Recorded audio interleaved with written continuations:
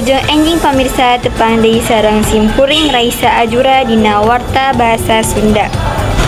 Pamirsa, kaserang virus corona atau COVID-19 di wewengkon Jawa Barat khususnya di Sabudeureun, Bandung Raya.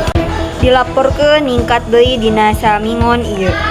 Dumasar kana data ti Dinas Kasehatan Jawa Barat seueur warga anu kakeunaan ku varian anyar virus corona.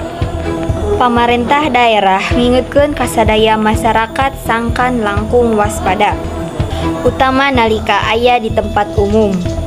Protokol kasehatan sapertos nganggo masker, ngumbah panangan, sareng ngajaga jarak kedah ditingkatkeun deui. Pamarentah oge terus ngajak warga anu teu acan vaksinasi, booster sangkan geura ka puskesmas atanapi rumah sakit pangcakeutna pikeun kengingkeun vaksin. Ieu ikhtiar sangkan masyarakat tiasa langkung tahan tina serangan virus. Sakitu informasi ti simkuring. Hatur nuhun. Wassalamualaikum warahmatullahi wabarakatuh.